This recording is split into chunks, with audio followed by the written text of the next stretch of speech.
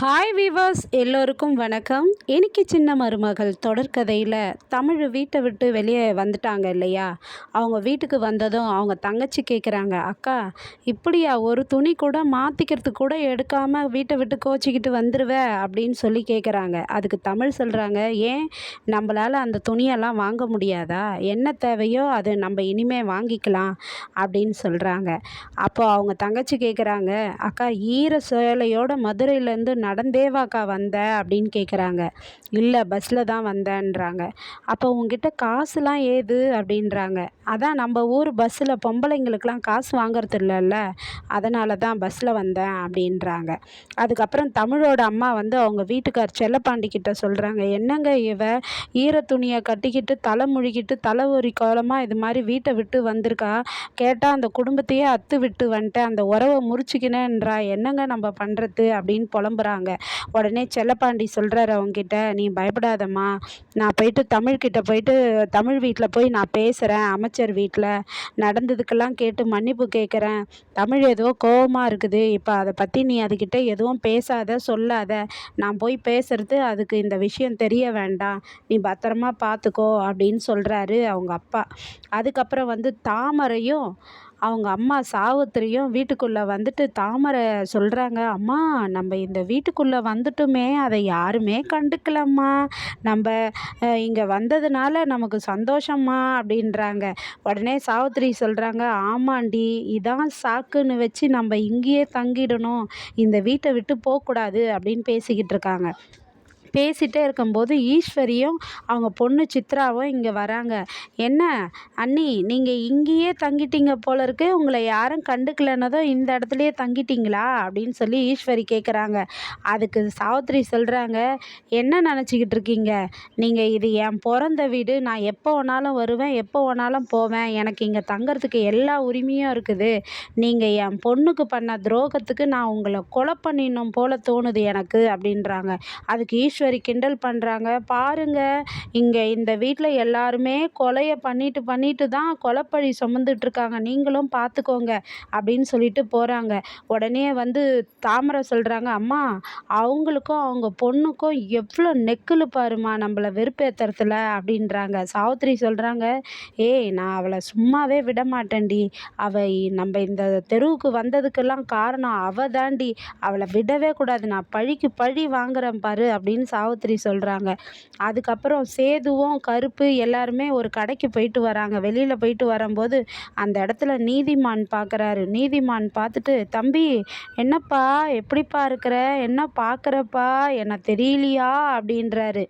ஆமாம் போன வருஷம் எலெக்ஷனில் சந்திச்ச நீ என்ன, அதுக்கப்புறம் சந்திக்கலல்ல, அதனால் உனக்கு இப்போவாச்சும் ஞாபகம் வருதா இல்லையாப்பா, நான் தான்ப்பா நீதிமானு அப்படின்றாரு. உங்கள் அப்பா கொலையை பண்ணிட்டு என்னப்பா ஜெயிலுக்கு போயிட்டாராமே, ஏன்பா ஒரு கோவப்பட்டு பேசுனதுக்கா ஒரு கொலையை பண்ணிடுவீங்க, எப்படி ஜெயிலில் லாக்கப்பில் நல்லா கவனிக்கிறாங்களா அவங்க அப்பாவை அப்படின்னு கேட்குறாரு.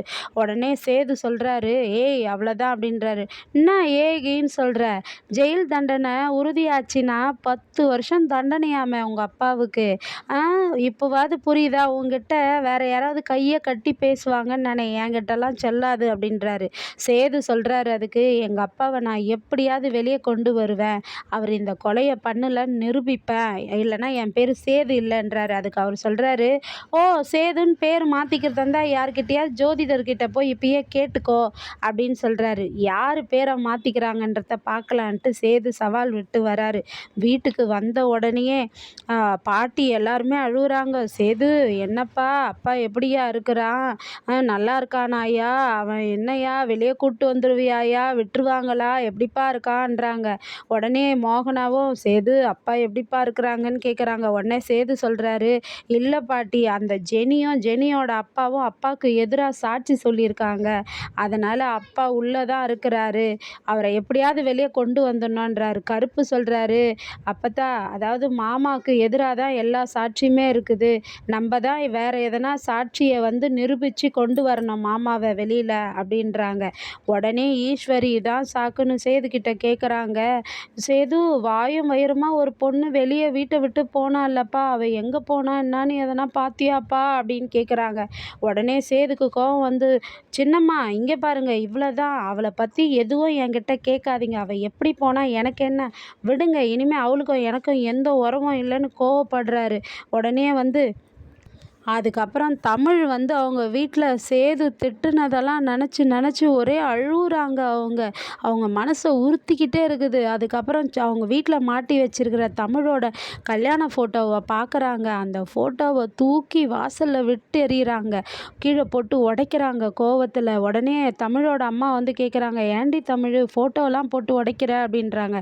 அம்மா, இந்த வீட்டில் எந்த நமக்கு சம்மதம் இல்லாத பொருளும் இருக்கக்கூடாது, அதனால தான் அதை தூக்கி போட்டு உடைச்சேன் அப்படின்றாங்க. ஏன்டி இப்படிலாம் பேசுகிற, பொறுமையாக இருடி அப்படின்றாங்க.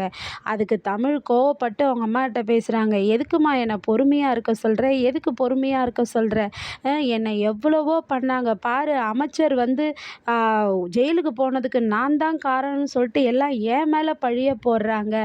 ஏற்கனவே இந்த வீட்டை விட்டு நான் கோச்சிக்கிட்டு வந்தப்போ வாயும் வயிறுமா இருக்கிறேன்னு போய் சொன்னேன். இந்த புள்ள யாரோடதோ எனது இல்லைன்னு சொன்னார். அப்போவும் நான் அந்த குடும்பத்தில் இவங்க செய்கிற தப்பெல்லாம் பாவம் பரவாயில்லன்னு ஏற்றுக்கிட்டு நான் அந்த குடும்பத்தில் பொறுமையாக குடும்பம் நடத்தினேன் உங்களுக்காக.